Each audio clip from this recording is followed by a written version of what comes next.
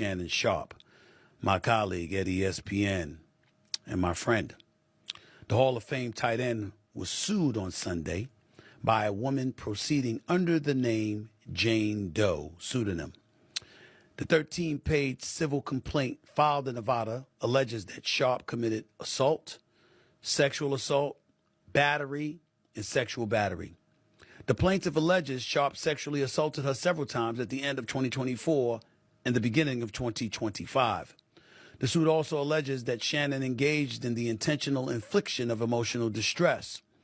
It should be noted that the suit was filed by attorney Tony Busby. This is the same attorney that filed a suit against Jay-Z and P. Diddy, alleging they both sexually assaulted a minor, which has since been withdrawn. Jay-Z also has countersued Busby.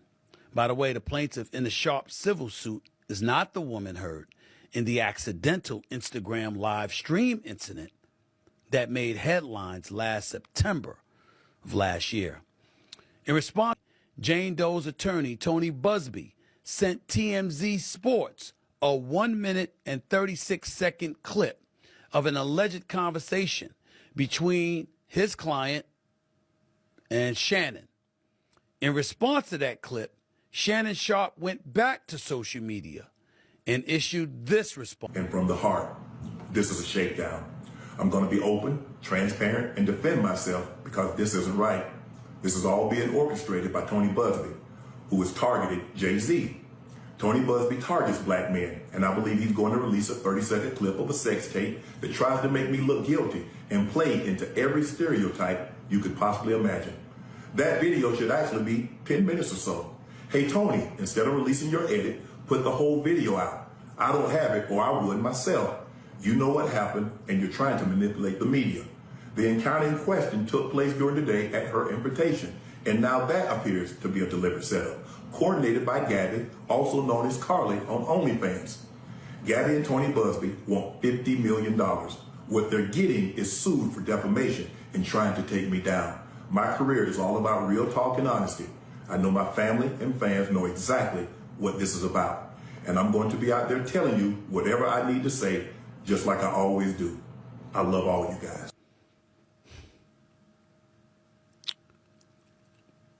It's a sad situation.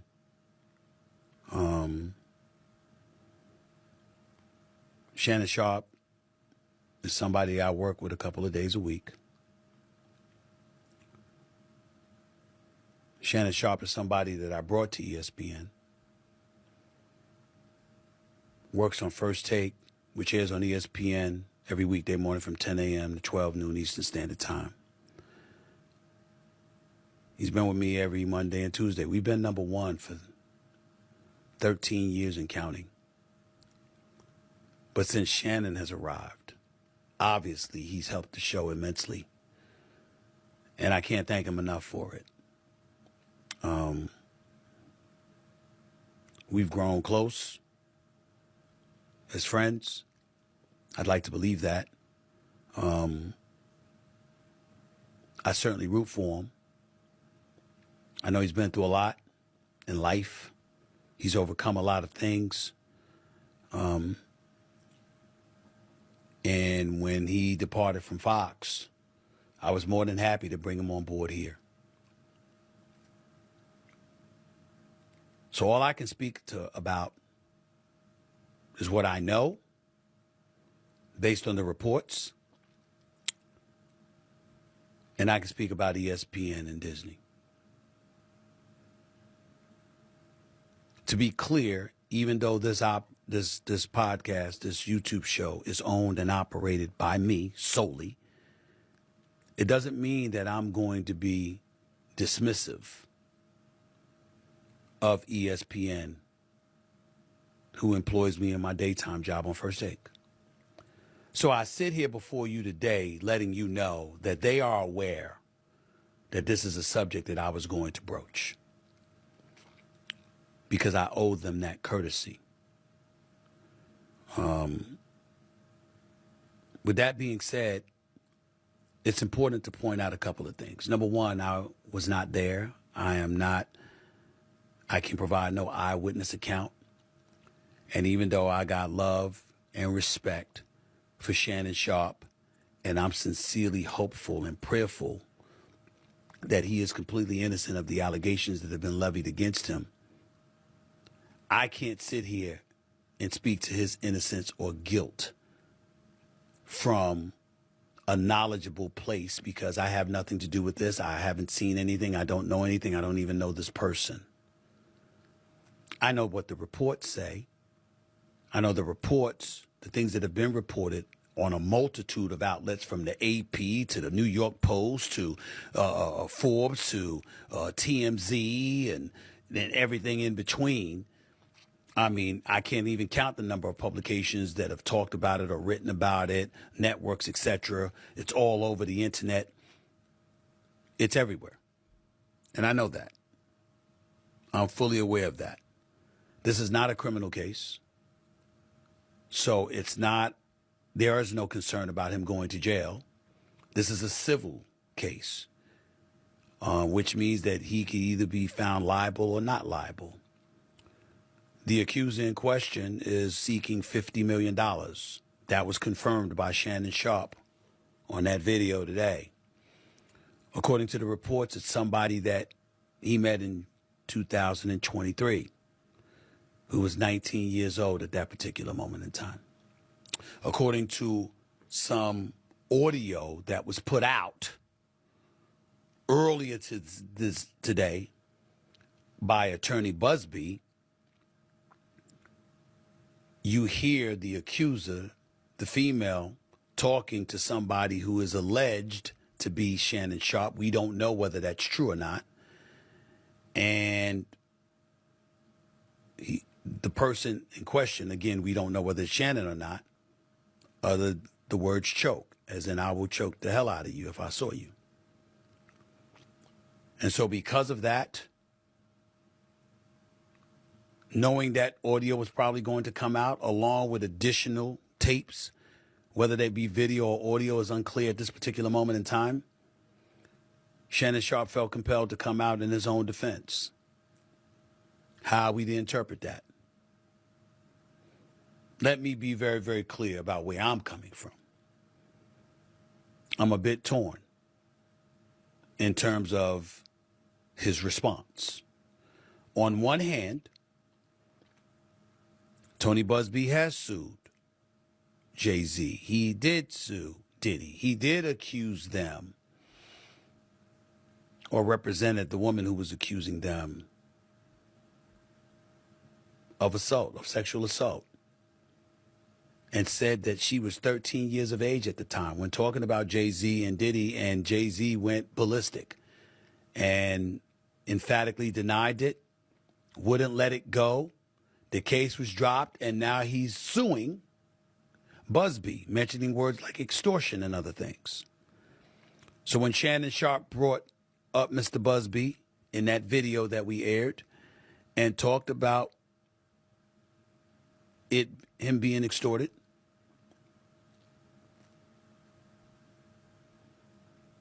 he brought up Mr. Busby and Mr. Busby's past. And he talked about him, going against African-American men. There's two thoughts there.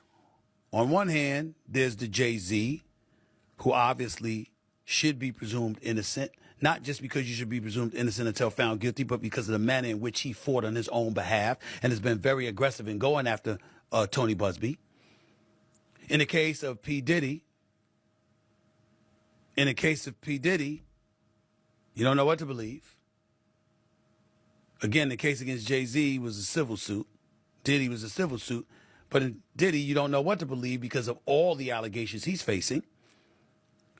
But we can't forget that Tony Busby was also the person that represented at least 24 of the 27 women that accused Deshaun Watson of sexual misconduct, along with other allegations.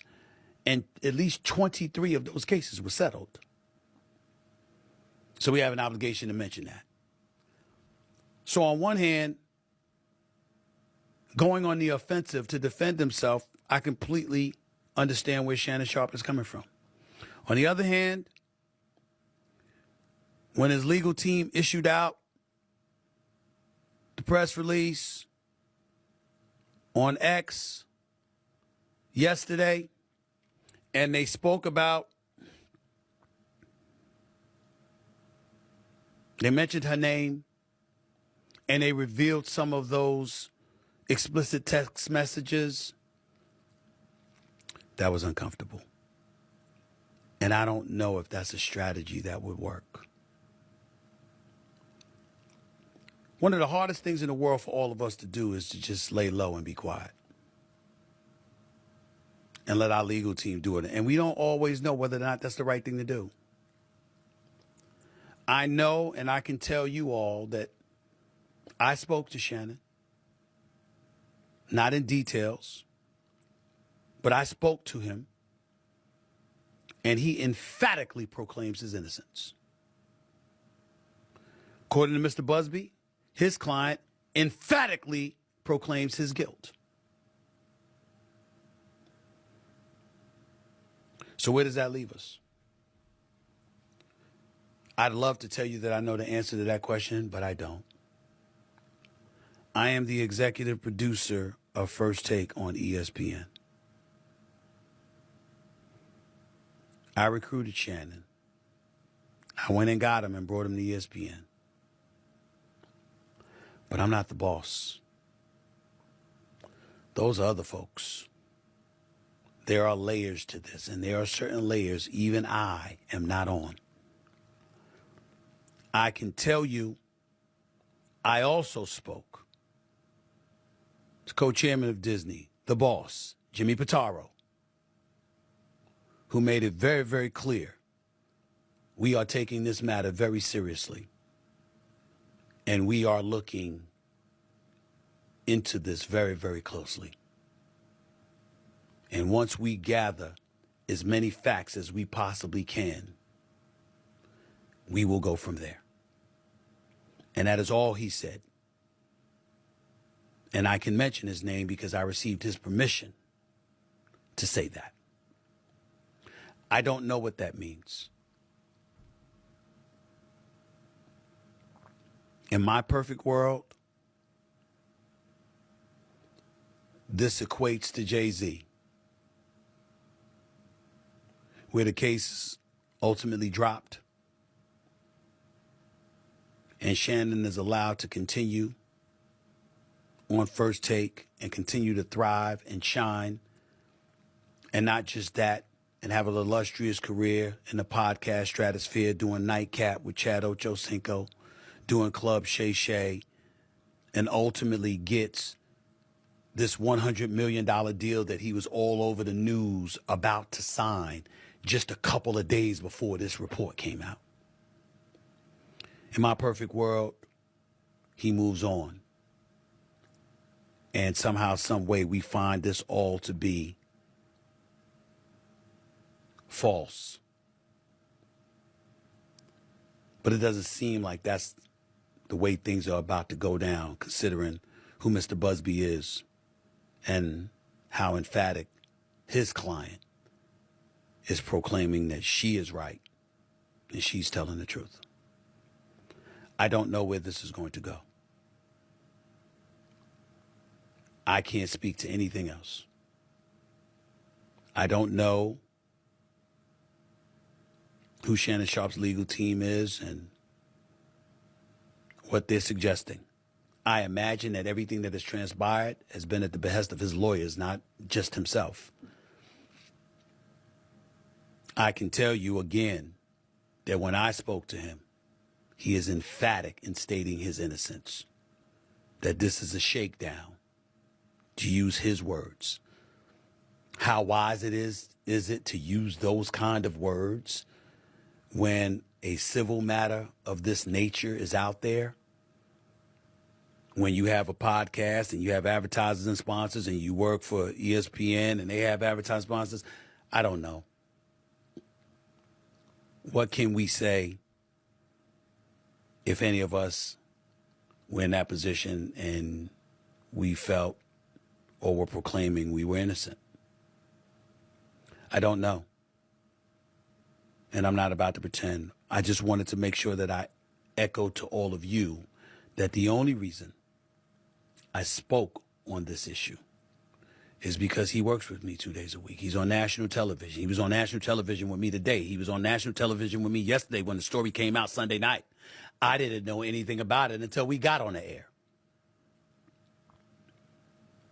But he was on air. And if you know him in part because of all the work that he's doing with me and what he's doing in this industry, I know everybody's been waiting. Like, Stephen A., what you got to say about this? I got to say what I just told you. I don't know what's happened. I know I got love for the brother. I know that I'm wishing that he's innocent and all of this stuff goes away and he can continue to thrive with me on ESPN and thrive in his own platforms that he worked so diligently over the years to build. But anything else would be entirely irresponsible for me to speak on. And I can't do that. Yes, I own this. This is my platform. But I also have a day job and I also understand what lawyers, what HR, and all of those other things entail. What I said is all I can say. And in all honesty, at this moment, it is all I know. I have no idea what direction ESPN and Walt Disney will go in when it comes to this matter. All I do know is it won't be me making a decision. It'll be others upstairs. In the end, all of us have someone to answer to. No matter how maverick we try to be and we own our own business and we're our sole proprietors like I am on this platform and stuff like that. There are advertisers, there are sponsors, there are people you do business with, there are partners, and there are bosses. That's the situation, unfortunately, that Shannon Sharpe finds himself in at this particular moment in time. I sincerely wish him the best. I got love for him. And I hope all of this is just a sad ordeal that goes away because there was no truth to it. But I don't know. Neither do you or the rest of us. And only time will tell what the truth is.